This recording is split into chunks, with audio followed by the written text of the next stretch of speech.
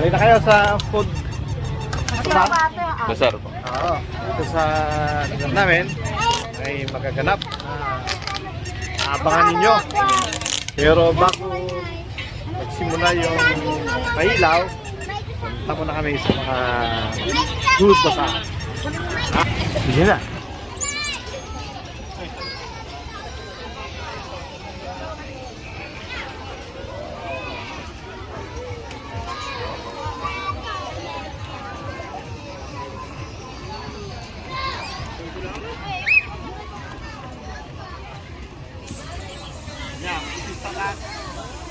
Makikisahan tayo yan, nagkatawa niya. Anong okasyon ngayon, Doy? Kuan pa? Anong okasyon ngayon? Opening of light. Opening. So, anong makita ngayon dito? Pailaw. Food Basar. So, habang hinihintay natin yung pailaw, doon ang pailaw sa loob. Opo, dyan. Habang hinihintay natin yung pailaw, punta muna tayo doon. Kain muna tayo.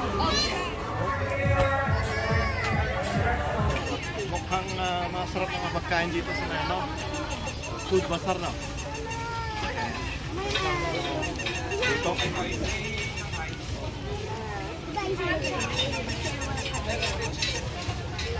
Dumarit na ba eh.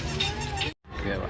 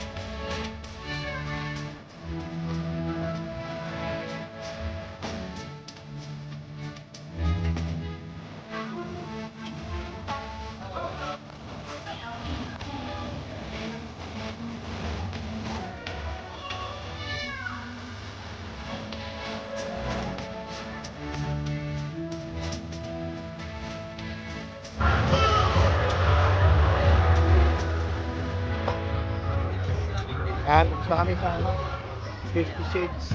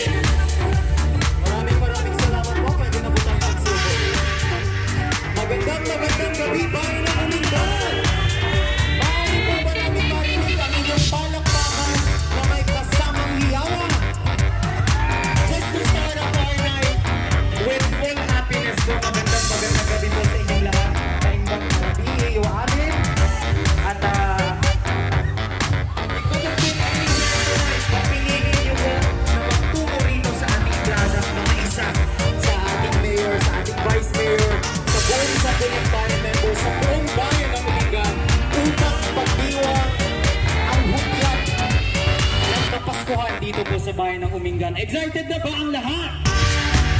Excited na ba ang lahat?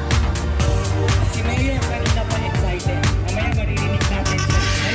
To start off with our program, nais po namin tawagin dito po sa harapan ang isa sa mga courses po sa preparation po ng ating Christmas lighting. Palakpakan po natin ang ating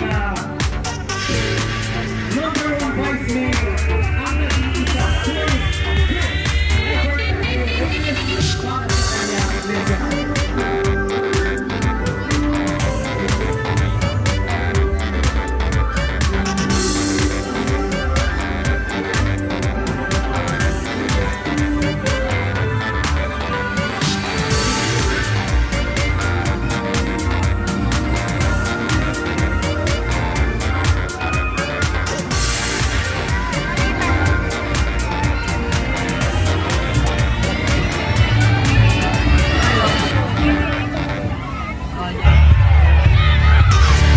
Handa na ba ang Umingan? Sa gabing ito at sa ilang sandali ay paiilawan po natin ang simbolo ng pagsusumikap, pagbangon at pagsisikhay ng Umingan. At ito po ang magiging hudyat ng Kapaskuhan dito sa pinagpalang bayan ng Umingan.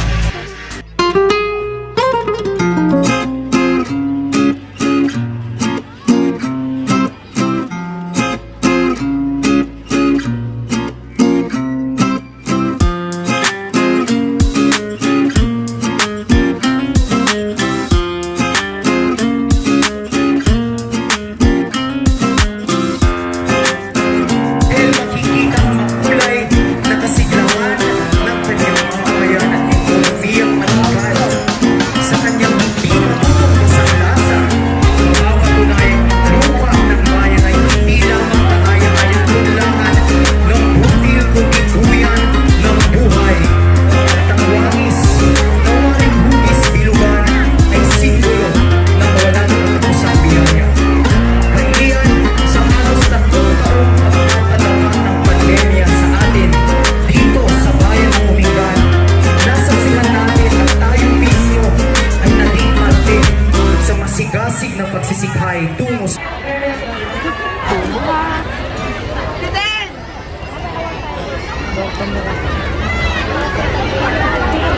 Hello, hello.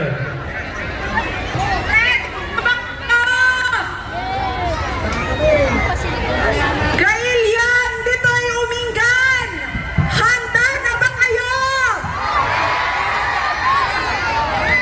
Sabay-sabay po tayong magbilang. And